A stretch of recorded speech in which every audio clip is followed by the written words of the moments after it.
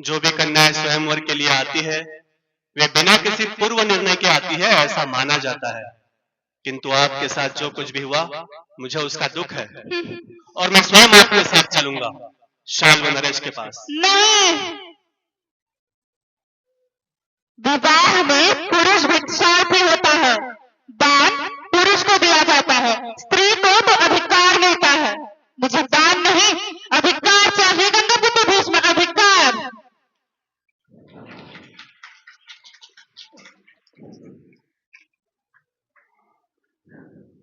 मेरा सामर्थ्य मेरा अपना नहीं है देवी अम्बा, हस्तिनापुर का दास और कुरुवंश का चाकर है मेरा सामर्थ्य। मेरे प्रत्येक विजय का श्रेय और फल हस्तिनापुर के लिए ही होता है। कोई बेचारा मछली पकड़े और दूसरे उसे खाए, शायद किसी मत्स्य कन्या को राजमाता बनाने के कारण ऐसी परंपरा है यहाँ। राजकुमारी अम्बा, आपकी सुदंडता के लिए आपको दंड दिया जाएगा। महामंत्री मौन रखिए, बोलने दो राजकुमारी को। इनके आरोप असत्य होते हुए भी इनकी पीड़ा तो सच्ची है। आरोप असत्य है, ये स्वयं आपने निर्णय कर लिया। अपराधी न्यायाधीश बन गया। भीष्म ने वो कार्य हस्तिनापुर की राजमाता के आदेश पे किया था राजकुमारी। तुम्हें विचित्र वीर्य की पत्नी और हस्तिनापुर की साम्राज्ञी बनाने के लिए मैंने ही भीष्म को काशी भेजा था, और वो तुम अब भी बन सकती हो। कदापि नहीं।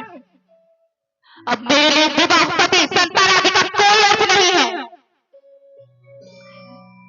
अब मुझे केवल न्याय चाहिए। अब यदि मैं विवाह करूंगी तो सिर्फ तुमसे गंगापुत्र भीष्म, सिर्फ तुमसे। मुझे क्षमा करे देवी, किंतु ये असंभव है।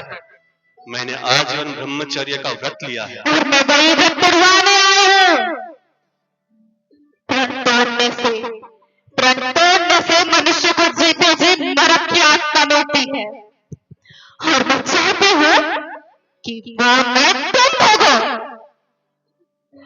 मेरी सारी पीड़ा, सारी हताशा का कारण तुम हो गंगापुत्र भीष्म, और मुझसे भी कहीं ज्यादा अधिक पीड़ा तुम्हें भोगनी होगी।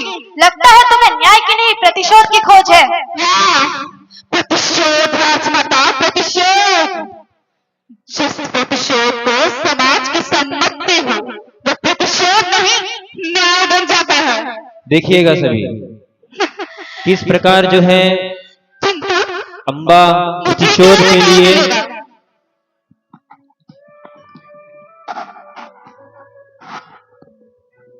प्रतिशोध व्यक्ति का सबसे बड़ा अधिकार है। उसके लिए व्यक्ति हर प्रकार का प्रयास करता है, उचित प्रयास, अनुचित प्रयास। अम्बा ने उचित से आरंभ किया, तत्पश्चात एक दूसरा उपाय। हेलो हेलो, चलिए अभी हम निवेदन करेंगे, आगे का जो है नाट्य देखेंगे। किंतु मुझे अब न्याय चाहिए। मुझे क्या यहाँ न्याय मिलेगा?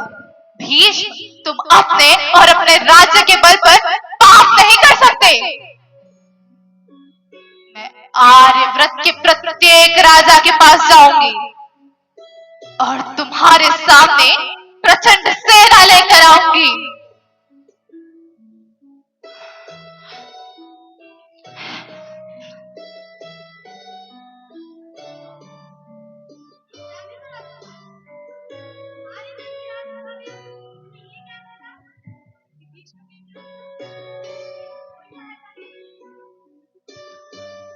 रुकिए देवी अम्बा,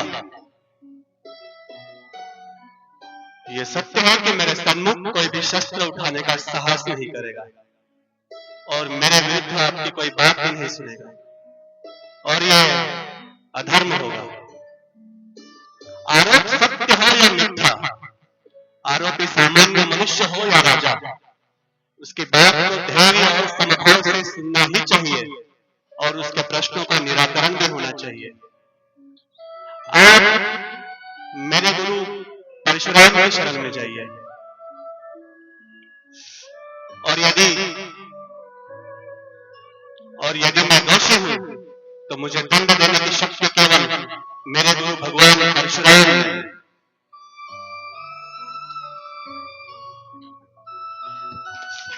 जोरदार तालियां। देखिए, भीष्म ने कहा